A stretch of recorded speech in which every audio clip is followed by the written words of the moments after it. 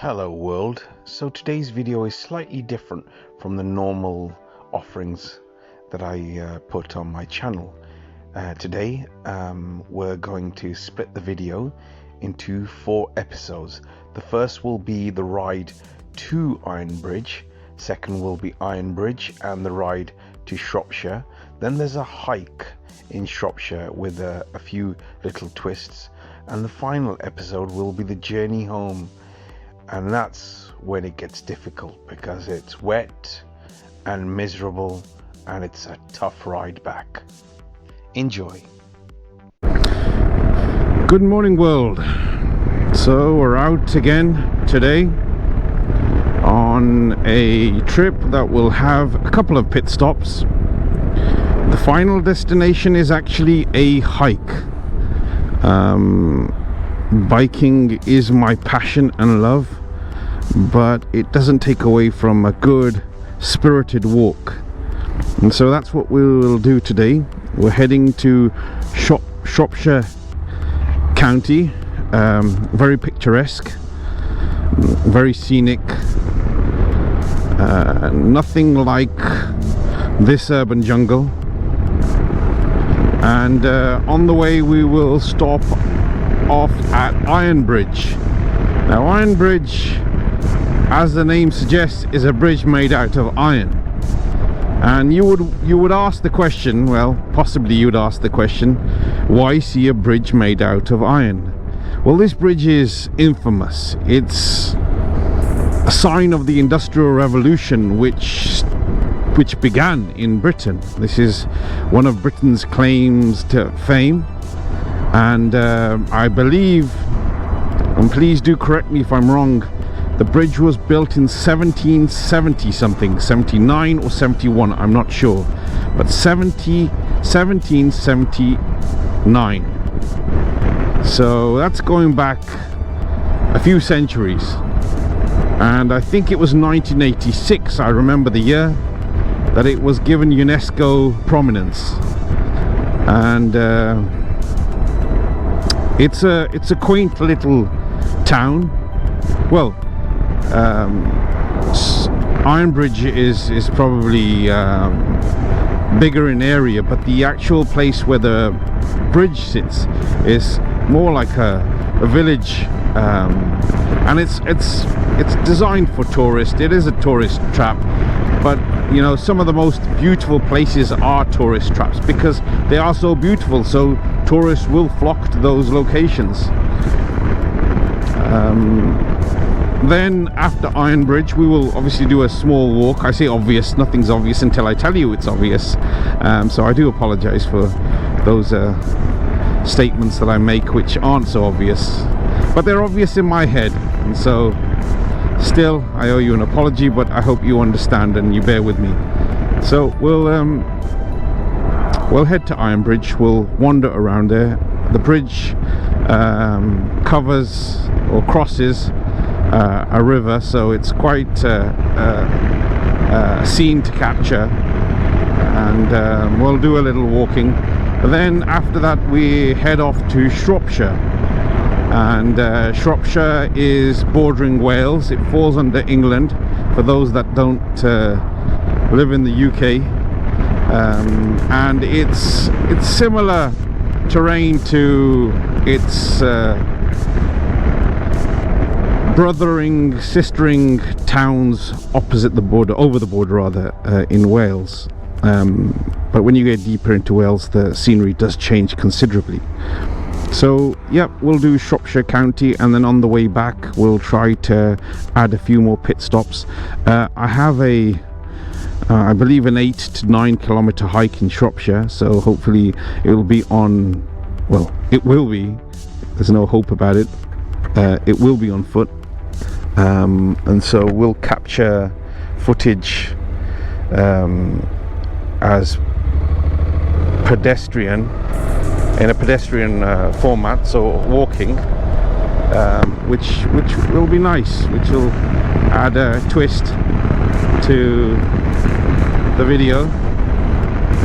And from then on, as I said, if energy permits, we'll try try to add a few more pit stops. I have an inkling that I might be able to fit a lake. I just think parcels of water just calm the soul, and therefore it's nice to add in a video, even if it's for a few moments, the scene of a lake or a reservoir or even a river. I mean, it's just water. Water is very soothing, and I try if I can. And there are many lakes, and there are many reservoirs and rivers and canals and ponds which are much smaller, dotted around England, Wales and Scotland, so it's not difficult to find them. It's just ensuring that when you map your route you try to fit one in. And I think I have, but I can't promise you that I have. But what I can promise is that if energies are there, I will venture that way, so you do get to see a lake. Now, I've had some feedback from viewers. I can't even call them viewers because they are friends, and their feedback has been very positive. So some have argued I should talk more. I think sometimes because it's a really long journey, and I know myself, when I start talking I end up waffling, which I'm probably doing right now, and I can potentially lose the audience. Whereas other times I think some of the scenes that we're riding through are so magnificent that me talking may deter you or force your attention to go elsewhere rather than seeing the actual place we're riding. So it's a few things, and something I've said to one of my closest friends, he states that, Ikram, why aren't you free-flowing with your conversation? Why aren't you talking in a manner which is like, you know, so open and free and like, hey man, what's going down? Not that I talk like that anyway, but you know what I mean. And I said it's sometimes really difficult because I'm new to this, and you know, you're concentrating on the road and you're not concentrating as a car operator or driver, you're concentrating as a motorcyclist. Sorry about that, I just pushed in, but I guess those are some of the benefits of being on a motorbike. Anyway, getting back to what I was saying, you're concentrating as a motorcyclist, which means your concentration levels are so much harder, so much more acute, honed in. And on top of that, you know, another suggestion was to point out where I'm going, what roads I'm taking. That's really difficult too, because England, Wales, Scotland, Britain is a vast mass of land, and most people who travel throw the destination in Google Maps or another satellite navigation system and leave it to that, and I do the same. So not always do I know what road I'm going on. I mean, I can point out now that I'm riding next to Sutton Park. A video I made about Sutton Park was, I think it was the last video, where we did some horse whispering. So I know some places that are very local, but then once I leave my locality, everything is new to me, or it's something that I might have crossed but I'm not familiar with it enough to suggest this is this road and there's this there and that there. It's difficult. So I took that suggestion under advisement, and I will try to give you more information when I know the information I'm sharing is something that's accurate and it's something I can share. Other suggestions were I need to talk more, which I'm doing right now, and I'm feeling a little nervous that I might be doing a little too much talking. But they wanted storytelling, and yes, I can tell stories, but sometimes when I get into storytelling mode, I get into, I don't know, a situation where I get into deep thought. And I think some bikers, I'm hoping most bikers will appreciate this, that when you do ride and you're so close to life, which is everything you see, this is life. I mean, you're so in touch with your elements. You feel the wind, you feel the sun, you feel the rain, you can smell the atmosphere, you feel the road, your body reacts. It's not just turning a steering wheel, it's using your whole body to turn it. It's all-inclusive situation.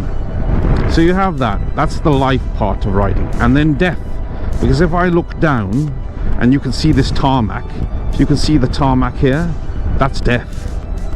You know, an accident can happen very easily and you can lose limb or life, worse still.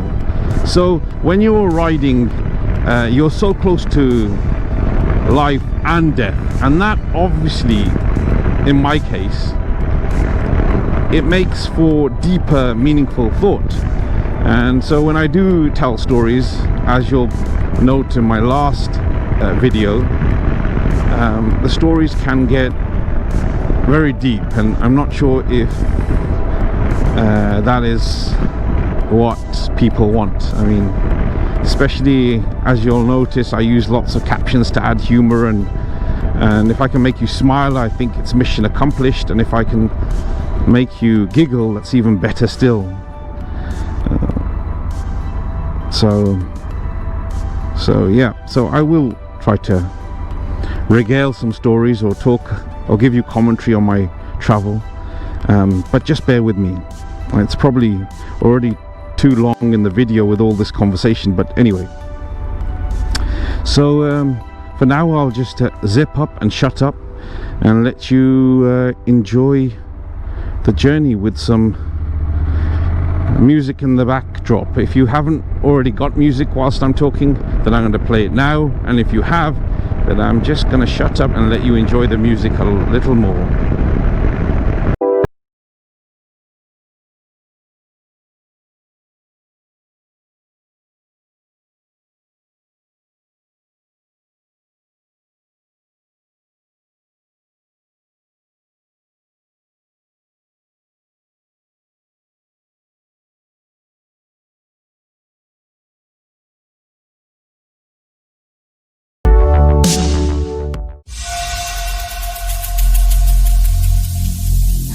Every single day, I'm gonna make something great.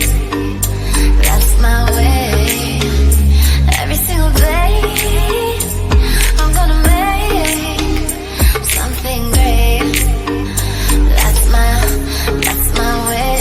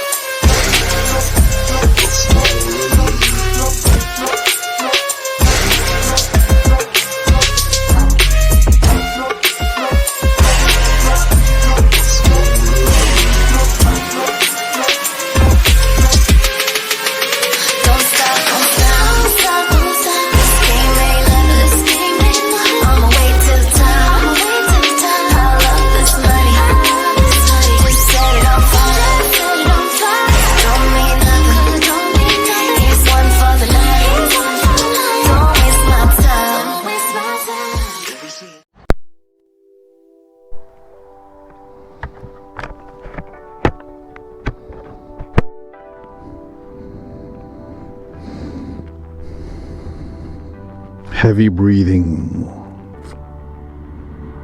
Journey's going well so far. I had to stop because the GoPro's battery had died.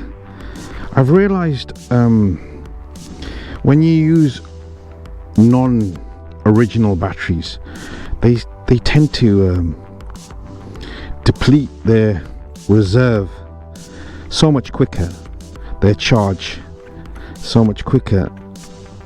But sometimes when you buy chargers for the GoPro, it comes with batteries, and you know, you have to just accept right, let's see.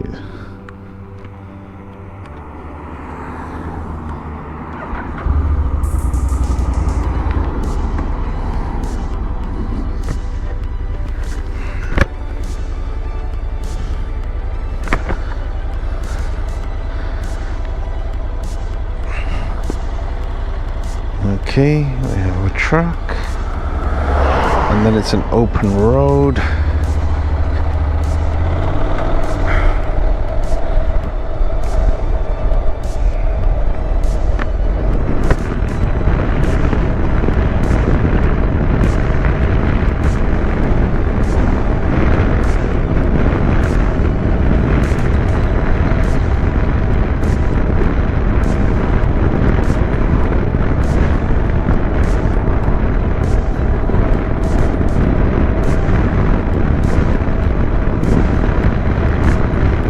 So a little bit about this bike. I've talked about the NC750x on and off on most of my videos, but it's been very vague, and maybe I haven't offered as much detail as I should have. So this one is a 2014 model. There is one after this which has a color speedometer. The LCD is in color, which I'm sure does help. Certainly when it's a dull day and it's darker, it probably does help. This one has the D function and the S function, and I believe the newer one, the post 2014, has a D function and 3 S functions. Now the D function is the default function, which tries to change gears as quick as possible, and sometimes I find the gears are not suited for the terrain and the speed I'm riding at. In other words, you know, I should be in a lower gear, but it pushes me up to a higher gear. But that's because it's trying to economize on your fuel consumption, and it pushes the gears faster than maybe you would if it was manual. But it's okay because you have a paddle on your left hand side to drop gears and increase gears, and I've never increased the gear, but I have reduced the gear. And when you're sort of going at in 6th gear at say 60 miles an hour or 50 miles an hour, shall we say, and you need that boost, if you just drop the gear down to 4th with 2 taps of the paddle, you get some serious acceleration. I mean serious. I mean the rev bar shows that you jump from 3,000 revolutions per minute to probably 5,000 or 6,000, but the acceleration is immense. And I've heard many people say this is not as quick as it should be for a 750, but I think it is. It's just how you play around with the gearing. If you let the bike do the gearing for you, then they're quite right. It's not as quick. But if you... That's a very lovely town, isn't it? Maybe it's market day, I don't know. But if you manually adjust the gears along with the automatic function, then you can get the best of both worlds. So that's that. So I really put it in S mode, which is sports mode, and sports mode basically keeps you in a gear for longer than D mode. So you're getting more in first gear, so more acceleration, more poke. More in second gear, you stay longer in each gear. But I prefer to have it in automatic, where it sort of changes quickly, conserves fuel, and I've got the manual option to change when I need more pace or when I need a gear that the motorbike hasn't selected. On top of that, its weight placement is quite unique. Instead of having fuel in the front tank here, it has actually fuel in the pillion seat. Well, the fuel cap is under the pillion seat. I think the fuel is transferred between pillion and possibly under your seat. That's where the fuel reserve is kept, the fuel tank. So its weight displacement is very different to other bikes. I feel even though it's a heavier bike, it feels lighter. So well done, Honda. And to be honest, because I don't have a rear box, it's really useful in having this storage space.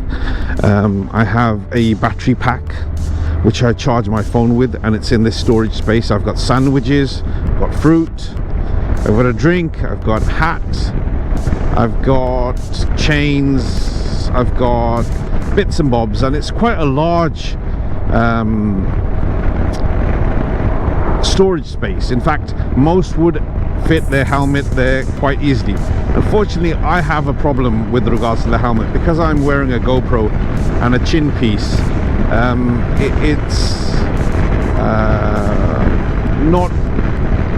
It doesn't fit comfortably. There's too many protrusions, obviously with the GoPro, and even if I take the GoPro off, the assembly to the GoPro makes the helmet stick out too much, and therefore I can't really close the storage space. What I do is I carry a little satchel or bag or whatever you want to call it, helmet bag, and I just put the helmet in my bag and carry it with me. It's not a big issue. I was considering taking on a rear box for my helmet, but I haven't got round to doing that. Maybe that's something I should do in the future. Right folks, we're 6 miles away from Ironbridge, so hopefully you'll get to see this marvel of iron engineering.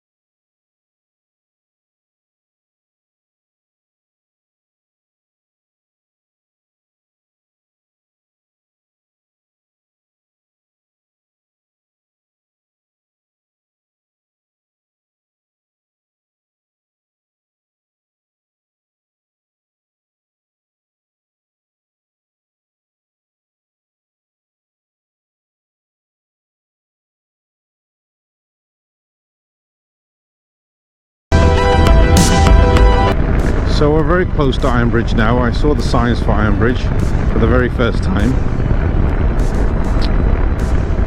and I was just checking the cameras on.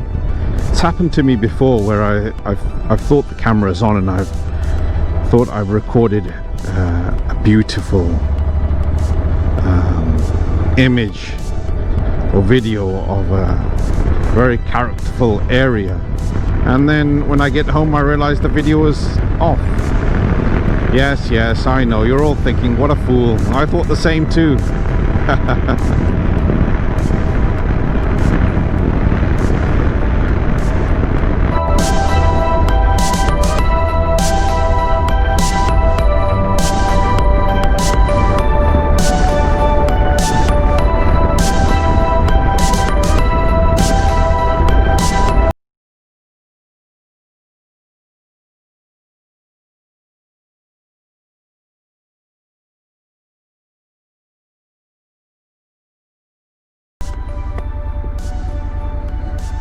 So we've now arrived in Ironbridge,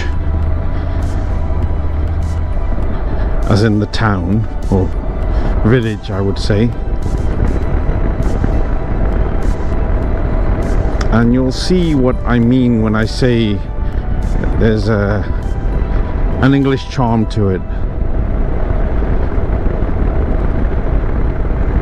Old houses, hanging baskets,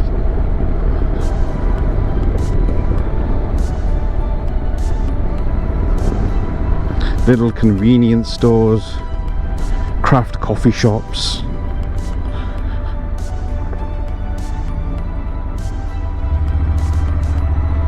Wow, even the police station is a piece of art.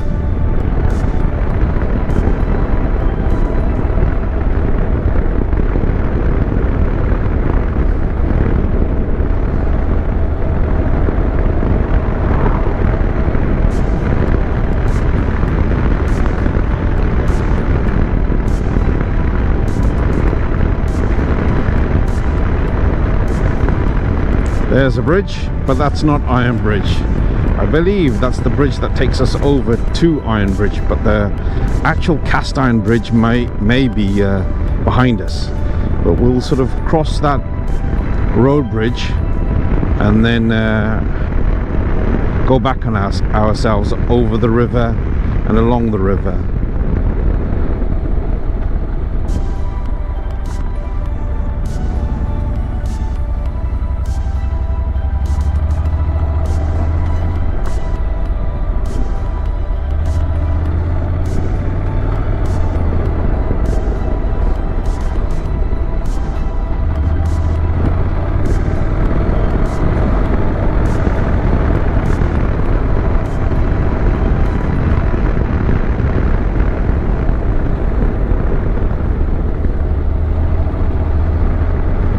I think when friends abroad think of England, they think of a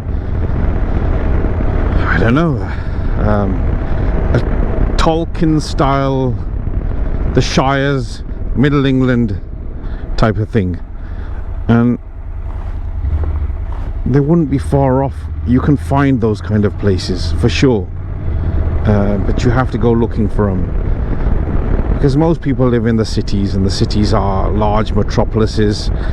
Urban jungles don't really have that much to offer in terms of this kind of beauty.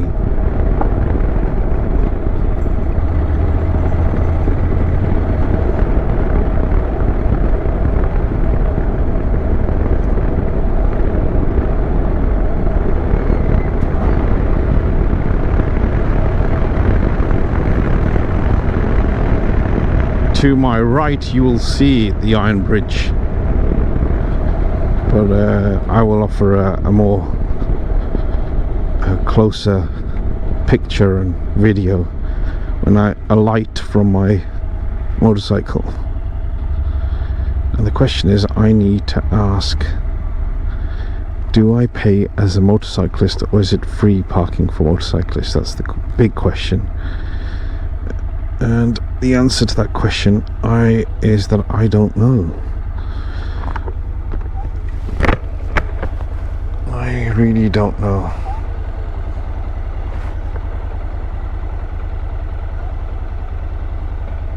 So as I said, from 1986, this is now a World Heritage Site.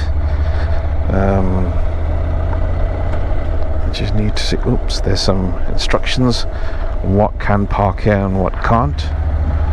I will just see if there's any further instructions. Nope, I have to, there are here. I can always look here and see what they're saying. So what are they saying when it comes to motorcycles?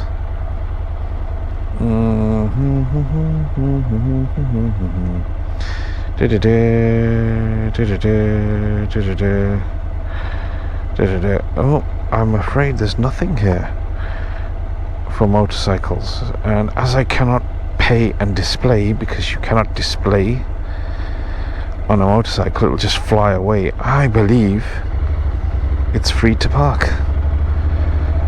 That's what I'm believing, and that's what I'm gonna I'm going to stick with. But I really do want to find somewhere where I can park, where there is some kind of barrier that I can... Oh, there was one back there. I think that's where I'll have to go.